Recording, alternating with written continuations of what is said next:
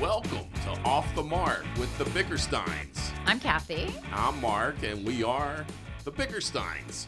Or is it Bickerstein? It's the Bickerstein. We're actually the Silversteins. Well, actually, I also go by Kathy Fowler. All right, I'm getting a real sense of how this whole thing is going to go. We rarely agree.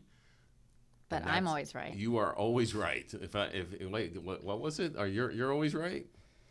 That is the tagline to this, though. So let's just say this. I will admit when I'm wrong. It just happens to be rare. Yes. That you're wrong or that you admit to it? No. I'll admit to it readily. It's just rare that I'm wrong. Okay. Well, we are here, as you can get a sense, to debate and argue and generally disagree on who is on and off the mark in marketing. Right. In our first podcast, we're going to focus on one topic, how to handle a social media crisis. So one example in the news in 2020, the Washington Post suspended a reporter, Felicia Sonmez, after her tweet about Kobe Bryant's rape case in the wake of his death in a helicopter crash. So the paper then reversed course after an overwhelming online backlash from Post staffers and other journalists who thought that the suspension was a big overreaction on the Post site. And then Twitterverse criticized the tweet as insensitive, leading to death threats against the reporter, who had to check into a hotel because she feared for her safety. And then also we have Gayle King, which has been in the news a lot lately. Snoop Dogg criticized Gayle King because she also asked a question or had mentioned the rape, and he went on Instagram. The Kobe Bryant alleged rape. Yes, alleged rape. And he went on Instagram in a video and basically called her names and called her out and said some pretty nasty things. How dare you try to tarnish my homeboy's reputation, punk motherfucker. Respect the family and back off before we come get you. Yeah, it felt like a threat, I think, to her. And then most recently, a week later, after the first Instagram video, he did another Instagram video and he apologized. When I said what I said, I spoke for the people who felt like Gayle was very disrespectful towards Kobe Bryant and his family. Now, with that being said, what I look like wants some harm to come to a 70-year-old woman. I was raised way better than that. I didn't want no harm to come to her and didn't threaten her. All I did was said, check it out. You out of pocket. Some people are praising him for apologizing, which some people don't do these days.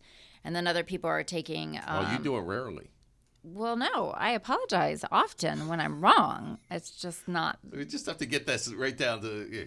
Okay, somebody should... I've already screwed up some of the story, so I apologize for missing the word alleged in my Kobe Bryant description, which as a former reporter, I should know better. The point being, moving on to get this story going.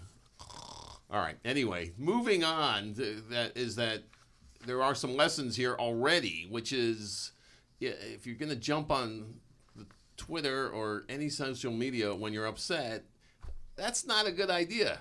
I mean, I think that's we learned that from Snoop Dogg, who may have been influenced by some weed. I don't know. Can I get sued for saying that? I have no idea. Okay. Well, he likes to smoke, whatever. But, if you're emotional, it's one thing to be passionate, but if you're going to jump on social media and threaten people, probably not a great idea when you're, it's just happening. Like, take a breath. Well, there's some rules. Don't drink and drive, don't tweet and drive, and don't tweet while you're angry, because it's probably never going to turn out very well. So that would be, you would never tweet then, I think. I'm never angry. No, I would never tweet while I'm angry. Sometimes I retweet, which is probably just as bad. And by the way, a retweet is basically the same as a tweet, so be careful about that. Well, the other thing is you can write it out, just don't hit send, just like an email. I mean, we're going to get to these ideas and suggestions and things like that because we have a much bigger social media crisis to discuss. This is big. And for this, we have brought in our expert, not just an account manager, but she is the source of all things The Bachelor. All new Bachelor, Monday on ABC. The Bachelor expert, Kelsey Kovacs, is here to explain a recent social media issue that emanated, because, there's one like every week on The Bachelor, but this is a big one. Like, real quick, Kelsey, before you say hi. Hi, Mark. Hi, Kathy. Thanks for having me. First, tell me why we should care about The Bachelor at all. Why? Is that a question? Oh, my God. I'm sorry. You need to I'm apologize sorry. for that question. I'm sorry. I'm not. I watched one season. I've never been a fan. I'm like, it's taking women back, and probably men back. Who knows? But taking us back 30 years. I'm old school. Okay, but okay. That aside, let me put my old self away and go ahead. Tell me about the Grandma. controversy. Well, first, you should care about The Bachelor and Bachelorette because they are off the mark pretty often, and I know that's something you guys are always paying attention to. Tell us, Kelsey, first of all, about this year's season of The Bachelor, then you can tell us about the controversy. It's a reality TV series. It started back in 2002.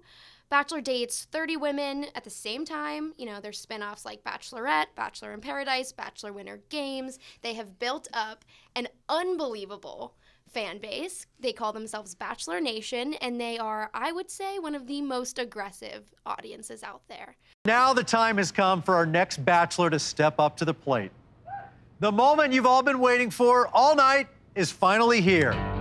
Ladies and gentlemen, please welcome our next Bachelor, Peter.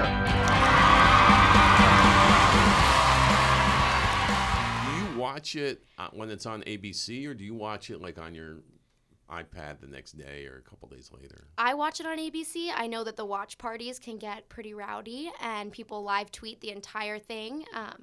There's influencers that gain following for, live tweeting and talking about The Bachelor while it's happening, because Now, the reason I ask that is because you are of the millennial or Gen X generation, Right. Gen Z, Gen Z, possibly. I'm Gen X. Yes. Thank you. we don't need to talk about I'm it. thanks, Boomer. But your generation not known for watching TV, not even knowing networks, and am I being condescending? Well, screw it. Who Okay, cares? yeah, but No, yeah, but it's you guys factual. don't. You guys watch Netflix, or you- you watch things off your phone, YouTube. I would say that for a lot of people my age, the one time that you sit down on the couch and you turn on your cable TV, super rare, I don't even know how else I would do it on my remote, is just I say The Bachelorette into my remote that hears me and just puts it right on. You said cable TV like it's something in the Smithsonian. For people my age and younger, it can be. Right, and she doesn't know the numbers. She just does the voice, The Bachelorette. And it pops up on ABC But for you don't me. know it's like cable 807 Would or whatever. never know. Okay. Quick question: what does ABC stand for? All right, go ahead. American Broadcasting Company. But go ahead. Awesome. Learn something new from you every day. She's like, useless information So to me. there. Thanks, Boomer. Thanks, Boomer. All right, let's dive into Madison Pewitt. She is an initial frontrunner on this season's Bachelor. She's still on. She's still, loved actually by Bachelor Nation, but there was a bit of a hiccup. It started when Maddie commented on her own Instagram photo saying, "Beautiful date, Maddie. You are so genuine and real," heart emoji. Now, she deleted the comment right away, but that did not stop Bachelor Nation from wondering, why did you post that on your own photo? And the theory came out that she must be running her own fan account, because that's something that a fan account would comment on So her when you photo. say this it's just so we're following. So she has a second account set up that's not in her name, supposedly, right? Right. Has anybody located this account? There's a few fan accounts, and so there's a lot of theories as to which one she's probably running. But running your own fan account is definitely not a good look. Because, but look, we're talking about her. Okay, but so her fan account, in quotes, alleged fan account that she has, commented on her own, like she has a Madison Pewitt Instagram account, which is just her. You're not paying attention. Maddie. It's Maddie. I mean, her name is Madison. But. I know. I'm sorry. I just read the script here. Maddie. But why do we think, like, let's say she's running her own fan group, it may be somebody else from who also is a part of the fan group happened to post on that. How do we know it was her? Do we know it was her? It was from her own Instagram. So, for example, let's say your Instagram is Kathy Fowler or Kathy Silverstein. Silverstein.Kathy. Whatever it is. Yeah. It would be as if Silverstein.Kathy commented on Silverstein.Kathy. Oh. Saying, "You're so genuine and real." To yourself. Which I don't even know I could. can. I guess I can comment on my own things, right? Right. Well, I would say that every day to myself. And you're the best. And we love that. But Bachelor. You're beautiful What do you today. mean- I love your what, shoes. What do you mean wood? What do you mean wood? Sorry. I don't really post that much, but I'm going to start doing that to Posted myself. 3 times last night. That was on Facebook. But anyway, yeah, I'm going to start posting to myself and giving myself compliments to myself. But anyway, yes, I agree. Like, technically, that's probably a no-no. Mm-hmm. Okay, so tell me what was the backlash? Like, what happened? What did people do? She immediately got docked a lot of lovey-dovey points on Instagram, Twitter. They all started attacking her for her fakeness. I haven't seen Madison like this before. She's unwinding. And I'm sorry, that's disgusting. She became the girl that runs her own fake account and must only be on the show for fame, for publicity, and... Oh, because everybody else is there for genuine reasons, to fall in love? Absolutely. Yes. Of course, Mark. Of course they are. They're all there for love. Nobody is looking to be a movie star. How cynical of me. Okay, so how did she deleted it, but then what did she do afterwards? Because it's not about the mistake you make, it's about how you handle the mistake. So what did she do as a result when people started accusing her of being fake? Let me guess. She lied. Bingo. Ding, ding, ding. Well, we think she lied because at this point it doesn't matter if she is running her own fake account or she isn't. Everybody is convinced that she is running her fake account. So no matter what she says at this point, in my opinion, it's going to seem like a lie. And making up an elaborate story to cover her tracks is what she did, which confused us and... So what did she say? Wait. Confused us, meaning Bachelor Nation. I am a part of the nation. Yeah, confused. And when you were confused, did you go to a quiet place in your room? Did you rock back and forth? I mean, my diary heard all about it. So basically, her fan account, which we believe that she's running, posted saying, and I quote, "Maddie didn't comment that on her own picture. Her sisters have access to her account and they commented. Please stop saying she made a fan page. Don't go around spreading lies. It's pathetic." So she basically posted from her own fan account, calling her fans following the account pathetic. Ooh. What do you think about that? Well, you never want to call your fans well, pathetic. wait, I'm confused. I thought at one point she blamed her sister or something like that, right? Yeah, she did. So basically her sister, she said, was accidentally logged in and has a password. And the thing is... Because I accidentally log in all the time Sure. on things, right? Yeah. It's hard to follow, and that's why I think the story never stuck. Mm. But see, so I have, because you sometimes are on my computer, and then being you being me on your computer. You're on my computer, and you're on your Facebook account, but I think it's my Facebook account because I don't bother to look at the picture. And then we have mutual friends, and I'll comment on something like some girly, like, yay, heart, heart, heart. And then later I see that was from Mark, and I'm like, oh my gosh. It was fine because we would probably both congratulate the people, but we would not congratulate them in the same way. I'm sure you wouldn't go, yay, and do 1,000 hearts like I do. I have a very specific, they would know it was me. So that's not abnormal that I would think, because I have done it too. But what I think the appropriate response should have been, let's say maybe her sisters do have access, and maybe that is a mistake. Yeah. So if I were her, I would have said, hey, this is, what's her sister's name? One of them. Oh, I don't know. Well, come on. Nation. I thought you were Bachelor Nation. I mean, come on. Okay, so let's say her sister is Bridget, okay? Sure. And Bridget accidentally did log into her account. Then I would say, hi, everyone. This is Bridget. I am Maddie's sister, and I also have access to her social media, and sometimes I post. And I thought it was from my account, but I really accidentally posted from my sister. My apologies. Hope that sets the record straight. Now, Would your sister throw herself in front of the bus for you that way? Maddie's sister did. Oh, she did? So you were ahead of it. That's like actually exactly what she did after the Wait, fan your account. sister would do that for you? Well, if my sister actually posted. But what if you screwed it up and you were going with this story? I could probably talk my sister into doing that for me. Mm. It's not like she's a twin. She has a twin. Her sister's a twin. she's also a therapist and doesn't lie, so maybe she would not. But I don't know. I could talk my niece or somebody into it. But I wouldn't. To be honest, I wouldn't. I would just say, I would just be honest. To me, it's just. You're going to say that I liked myself? Yeah, I'd say yes. I would. Why not?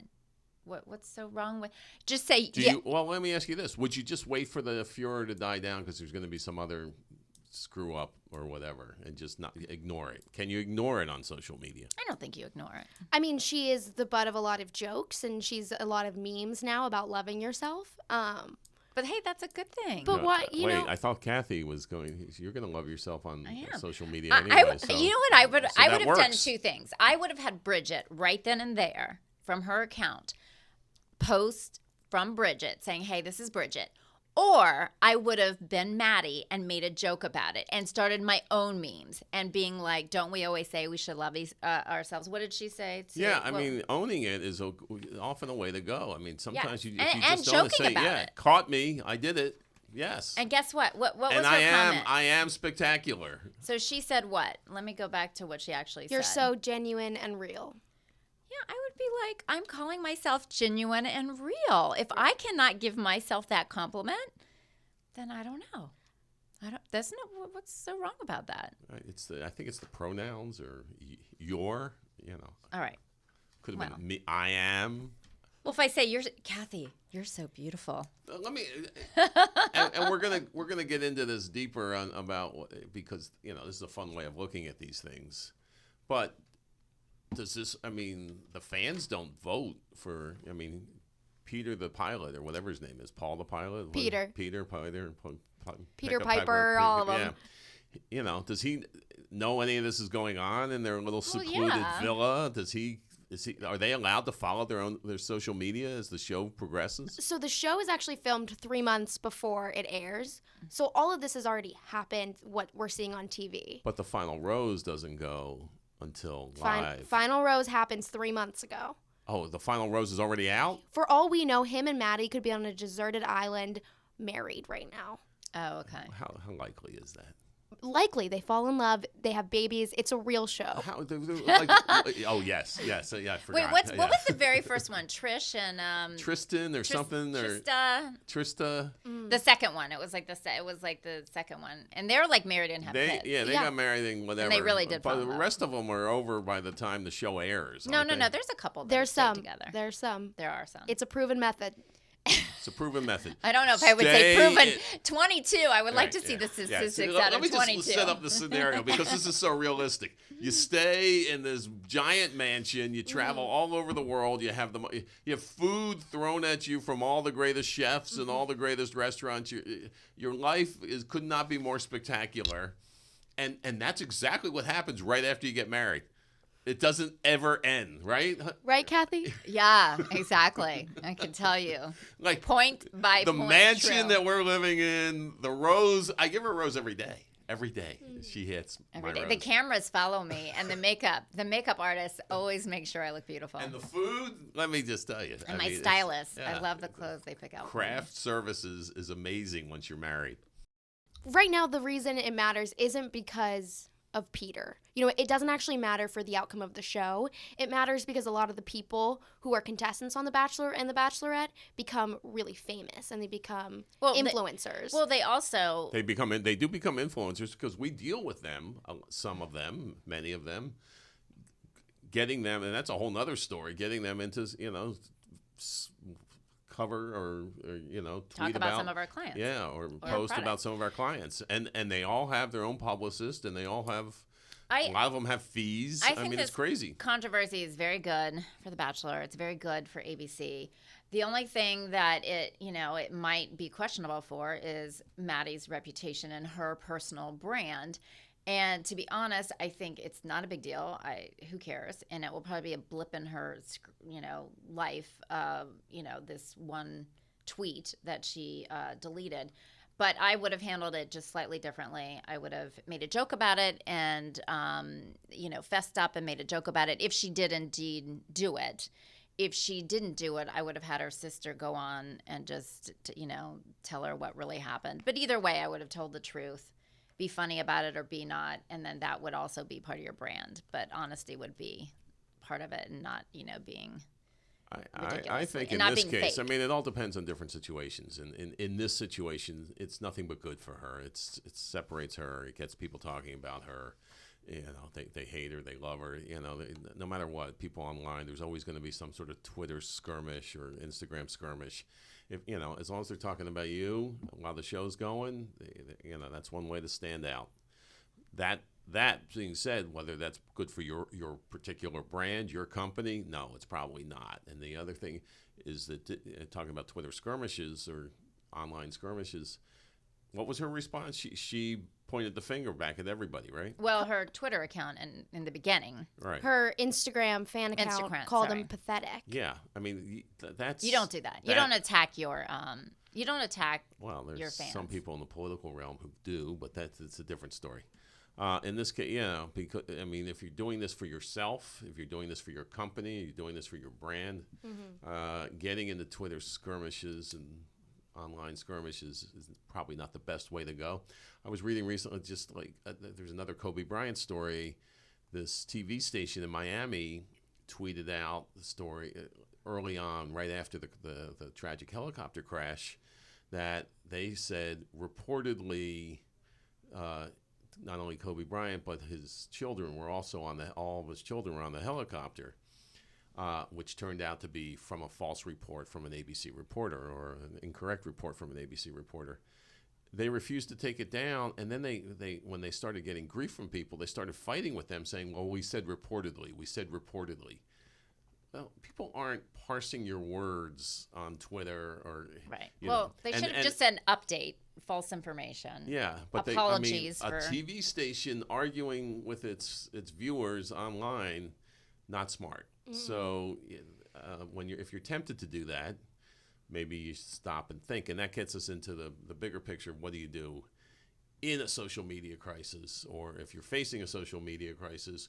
Or you think there might ever be a social media crisis, and so this is where we come to the tip section of our show. Well, first of all, do we have a theme song? You're the producer of this thing. Do we have a theme song for the tip section of the show? We will. Okay.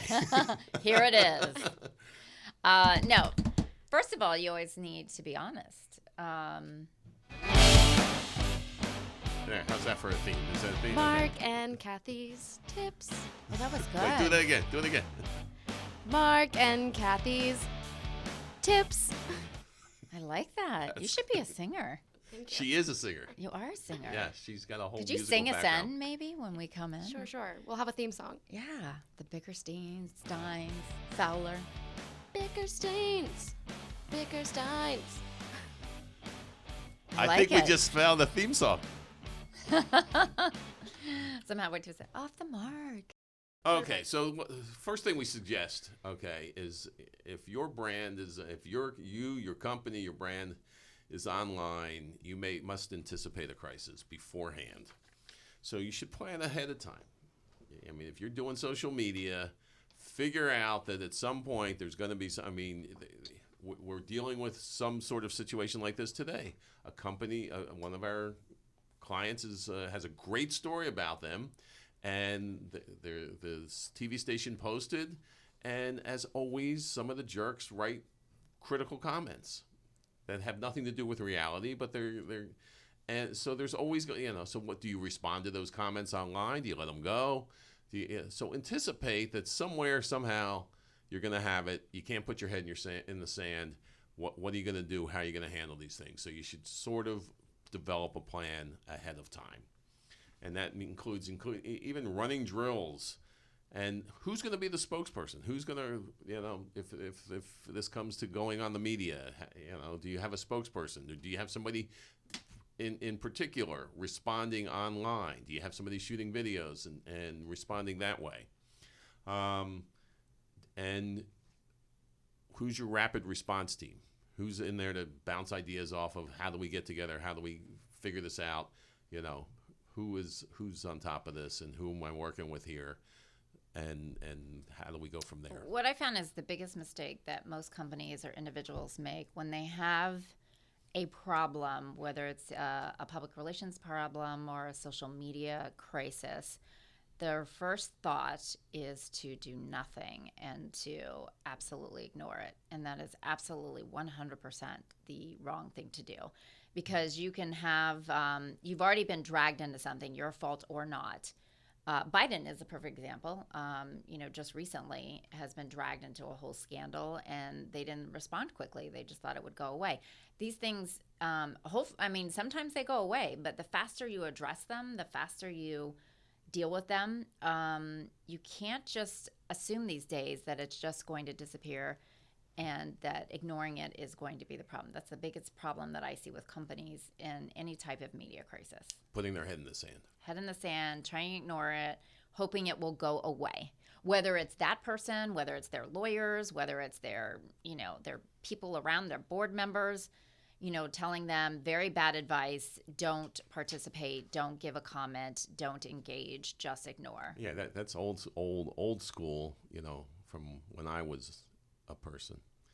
Like, don't when you get, were a person? Are you not a person anymore? I'm an old person now. What are you now? I'm just wondering. I am. Are you an fantastic. AI now? Are you artificial intelligence? Oh, well. If there's any intelligence there, it's artificial. Let me put it to you that way. Anyway. I saw this the other day. It was James Carville, the political consultant, who is a master with terminology and his words and the way he talks. And he was talking about the Democrats, actually, in this case, and he's a Democratic consultant, or was. He said you can wish in one hand and shit in the other, but which one's going to fill up faster?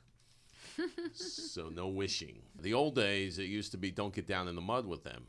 That's ridiculous. You got to get in there. You got to go. But getting down in the mud may or may not be your first move, but you definitely need to respond, and you need to, even if we're looking into this, we're gathering information, and we will respond shortly. I mean, that's one way of addressing. The other way, conversely, is if you have a problem, you can then post your response on social media before anybody, and then if it becomes a bigger story, you can say, well, we've addressed this on social media, we've made a statement, there it is. That's our statement. Mm-hmm. And let go from there and see if that works. Always being honest, authentic, transparent. If you really have to, if you do that and you follow that rule of thumb, that's what you need to do. Really? Yeah. What do you mean, really? You have to be honest. You can't be caught in lies. You can't be covering up lies. How honest do you have to be? I'm not saying that you have to. Omission is one thing. So you can omit some of the stuff, but you can't be caught in a lie. You cannot lie. Oh, is an omission a lie? Well, if you're with your priest or your mother or something, maybe, but or your husband. Oh.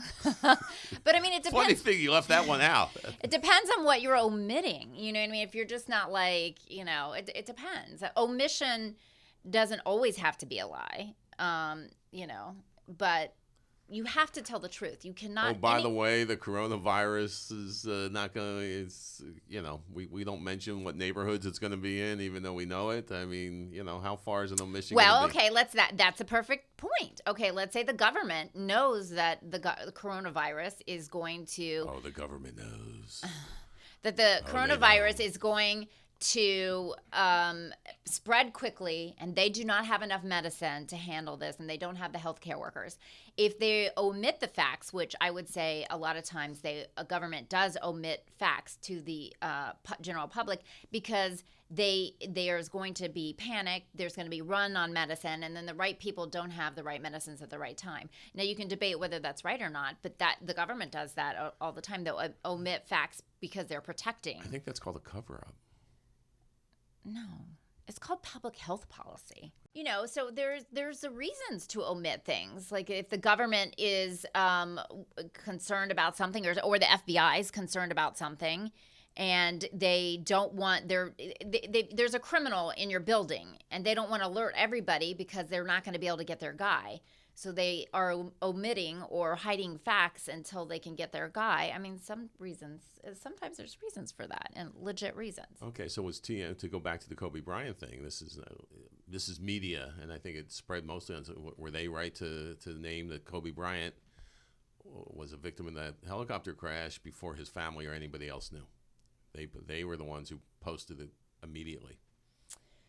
Do you omit that? Do you omit that if you're a news operation? And in my opinion, a news operation, if they 100% believe and have confirmed it from whoever they've confirmed it from, I don't think that they have to check with anybody to release it. Now, there is moral considerations, and then there's obligations as they want to be first or whatever. Now, TMZ is not known for their moral stances, and they're not known for being kind. Now, I would not want to be a news organization that is, alerting a loved one that their husband has died on a radio station. That would not be my decision. But you've gone, you as a former reporter, as a covering journalist, you've gone to the people's homes and asked for pictures of the victim. Yeah, I have. It's one of the hardest things you've ever had to do. And you assume that, dear God, Kelsey's the person... eyes just lit up, or not yeah, lit up. No, she was like, it's oh an my awful God. thing. When you're a reporter and it's a big story, and you are supposed to get reaction from the family. And I've done that, and I've almost been hit a few times. And, Wow. I mean, it's horrible. It's awful. You have no idea how they're going to react. They might want to share their story, and they might want to hit you. And it doesn't matter. Your news director is telling you to go and get that family. All depends on your approach, which is exactly what we're talking about here, whether it's in broadcast media, print media, old school mainstream media, or social media. It all depends on your approach. Maybe you try to move the story along. You try to move it to a different direction. You could actually use mainstream media to shift the argument. You can get in front of mainstream media, get your story on air. It's going to be critical. They're going to get something wrong, but and then post it as your social media, where you're getting your point out, or use videos where you're making, where you overload with content and change the topic. If you can get it away from whatever the current topic is and get it to something new. Content is king. Somebody else on The Bachelor says something that's sillier, that gets more attention. So you talk about, addressing it in mainstream media, but is there ever a time where you would want to address it privately, like in a DM, and completely ignore the public? Well, yeah. I mean, depending on what people are saying and how, sometimes people seem to have a lot of information, or they know a lot about you, and you could then take it offline and DM the person, hopefully, and say, hey, let's talk about this privately, knowing that whatever they're going to leak it. Or anything that you write ever, whether it's in an email, whether it's on social media, whether it's in a letter, at this point in time in our lives, we should understand that it could be shared or leaked. So yes, if you're going to DM somebody and have a personal message, but just be okay if your follower decides to leak that message, make sure it's something that you're okay with. You want to do a quick recap of what you're supposed to do? And then we'll wrap up here. I think, first of all, have a plan. Have a media crisis plan. Have a social media crisis plan. Wait, did you? Yeah, you're supposed to have a plan? You have a plan. Have a plan. Okay. Have a plan. Okay, thank you. Like we should have had a plan for this podcast. No, No, that I'm would've- joking. We'll do that next time. Hey, can you sing for us though, real quick? Marc and Kathy's plan.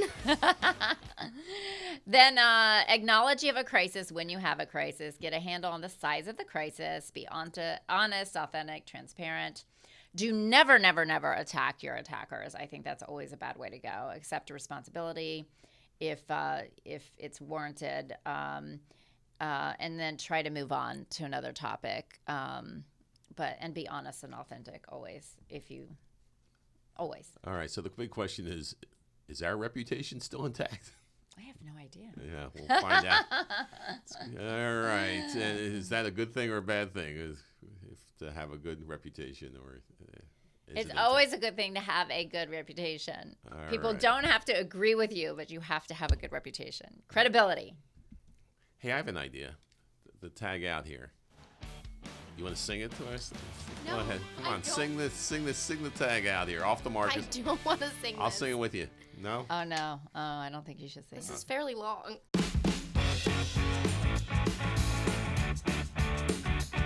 Off the Mark is a presentation of On The Marc Media. Please contact us at On The Marc Media on Twitter and Off The Mark at onthemarkmedia.com. Both of those marks are with a C, just to make things more complicated. We'd love to hear from the two of you who are listening in today.